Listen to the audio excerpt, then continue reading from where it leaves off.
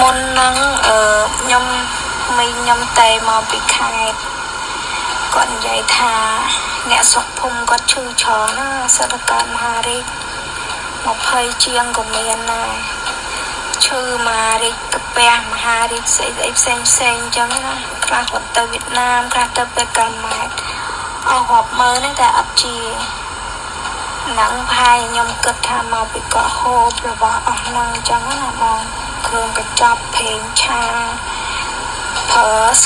ស្អីច្រើនអញ្ចឹងមីអីចឹងយីសេះប្រេងហ្នឹងហ្មងគាត់លោកយើងបើទៅចាក់គេមកកបាត់ស្លាប់អានឹងមានទោសជាប់គុកប៉ុន្តែមនុស្សយើងបើផលិតផលមកคล้ายឬមួយផលិតផលនឹងមានជាតិគីមីហើយប្រជាពលរដ្ឋដែលទិញយកទៅញ៉ាំហ្នឹងគាត់5ឆ្នាំទៀតឬ10ឆ្នាំទៀតគាត់ស្លាប់ណាអានឹងអ្នកផលិតហ្នឹងអត់មានទោសទេអានឹងរឿងពិតហើយនៅក្នុងសម័យបច្ចុប្បន្ននេះនៅពេលដែលមនុស្សកាន់តែលុបលន់កាន់តែចង់ខ្លាចជាអ្នកមានកាន់តែចង់បានលុយអ្នកខ្លះផ្លេចអស់នៅក្រមសីលធម៌អ្នកខ្លះផ្លេចអស់នៅបុណ្យបាបអាងតែមានលុយទៅវត្តធ្វើបុណ្យហ្នឹងសង្ឃឹមថាវាស៊ីសងគ្នារួចវិញដល់ចឹងទៅមនុស្សដើម្បីលុយស្អីក៏ហ៊ានធ្វើដែរដូច្នេះបងប្អូនឃើញហើយផលិតផលលើទីផ្សារបច្ចុប្បន្នគឺប្រើគីមីច្រើនមែនទែនតែម្ដងហើយផលិតផលคล้ายៗក៏ច្រើនដែរ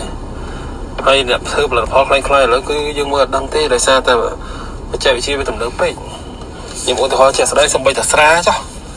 ស្រាម្ដងរាប់រយដុល្លារក៏មនុស្សនៅស្រុកខ្មែរទៅคล้ายៗបានណាបងប្អូនលើគេចាប់ស្រានៅប៉ោយប៉ែតចាប់ស្រានៅពេញឯងស្រាក្រហមគេធ្វើដូចវេបិតស្វីស្គីគេធ្វើដូចវេបិតខ្ញុំទៅជួបអ្នកលក់ស្រានៅពេទ្យចិនបបិសោចង់20ឆ្នាំខ្ញុំសួរគាត់ត្រង់គាត់ថាមើលមិនងាយដឹងទេបងឲ្យគាត់មើលអ្នកជំនាញគាត់លក់20ឆ្នាំគាត់ថាគាត់មើលមិនចង់ដឹងផងគាត់ថាសំខាន់ទិញស្រាហ្នឹងដៃគូដែលគ្រប់គងស្រាជានរណាប្រភពមកពីណាបើប្រភពល្អអាហ្នឹងគឺមិនអីទេប៉ុន្តែបើប្រភពមិនល្អអាហ្នឹងពិបាកមើលគាត់ប្រាប់បើអ្នកសរុបទៅបើឲ្យមើលរបស់คล้ายៗតាមសបកក្រៅតាមការវេចខ្ចប់តាមនឹងផ្នែកមើលអត់ដឹងទេឥឡូវព្រោះដោយសារតែបច្ចេកវិទ្យានៃការដែលអ្នកទិញយកមកធ្វើคล้ายៗហ្នឹងវាទំនើបពេកក៏កំងម៉ាស៊ីនមកវិចិត្រធ្វើដូចហ្នឹងណាដល់ចឹងមើលដឹងទេអ្នកជំនាញមកមិនដឹងទេតំណយើងអ្នកប្រើមើលដឹងទេបាទចឹងមកនេះការទិញផលិតផលអីមួយបងប្អូនត្រូវប្រយ័ត្នឲ្យខ្លួនឯងសំខាន់យើងត្រូវមើលតើអ្នកណាជាអ្នកលក់ហើយអ្នកលក់ហ្នឹងជាមនុស្សដែលយើងទុកចិត្តអត់ហើយគាត់មានឯកសារមានប្រភពច្បាស់លាស់អត់កន្លែងហ្នឹងហើយដែលសំខាន់បើសិនជាយើងគាត់ទៅមើលនឹងភ្នែកចប់ហើយផលិតផលលើคล้ายៗច្រើនណាហើយផលិតផលคล้ายៗឬគីមីហ្នឹងហើយដែលកំពុងតែសម្លាប់ជាប្រដ្ឋខ្មែរ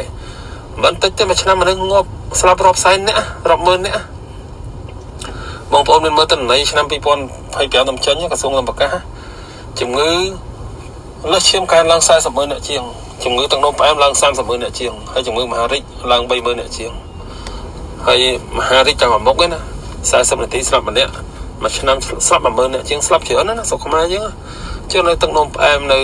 ខូចកលៀននៅលើឈាមនៅអីទៀតមកកណោរាប់មិន10000អ្នកចូល40អ្នកមិនស៊ូមួយឆ្នាំតែដោយសារអ្នកខ្លះគាត់មានគ្រួសារគាត់សមាជិកគ្រួសារគាត់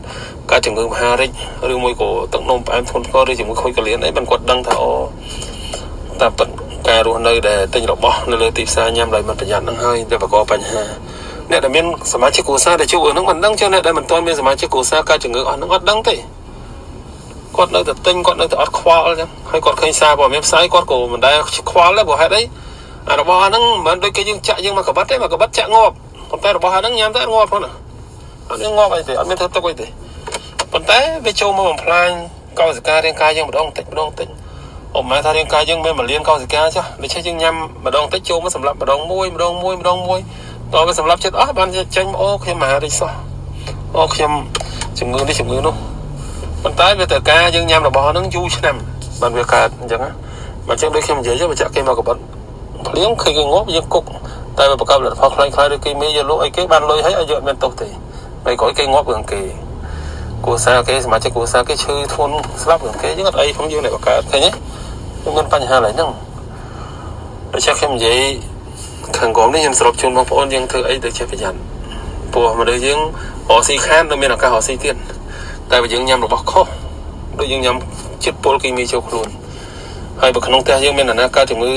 ដូចជាមហារីកឬជំងឺធ្ងន់ណាមួយគឺលើសរកស៊ីខានរាប់ដងទៅពេលខ្លះលុយសំបាន$100,000យកព្យាបាលជាទៀត lụ đây lụ la lụ tép chịu bán chia cái trong gói còn slap bụp để dày một bộ xa để check tôi đừng ăn nông sản này những ăn chia bán đi còn để những tinh là bao na để mình bảo phúc cho bao luôn phải tra giọng ngay đi cứ mình phải tra kim mi cho nó bóng đắng hay sắp là mình đắng hay nè cái đã kim mi dòng bây giờ dương mới tới sát cái việc cho bài khi sát lôi hết dương khi lôi sát từ đó hết tháo dương tinh vào rồi tập tất kim mi sao rồi bao đây là cứ mình bảo phúc cho bao luôn cho mình chạm về vấn năng để cho bao được cất lại năng phải tra dương vô mà thơm hộp nhau màu ngay á mà tính pa phải tra kim mi rồi mà tắc á của thằng này nè nè bằng com hai cái thôm nè phải tra năng hay bằng coi chỉ mới nói xíu nhưng mà ít chán nè để cho xong bóng thời gian lần tên nèខ្ញុំប្រឹងប្រែងអស់ពីសមត្ថភាពយករបស់ល្អលោកដាក់ជាងគេមកសកលលោកមកលោកជូនបងប្អូនណាហើយខ្ញុំលក់តម្លៃធូរចំណេញ 3-400 អ្នកខ្លះស្ទើរមិនជឿបើមិនជឿទៅឆែកតម្លៃដូចខ្ញុំផ្ញើចូលគ្រប់មើលហើយណាគេលក់2លីត្រនិយាយទៅគេតែឆាគេដូចខ្ញុំអញ្ចឹង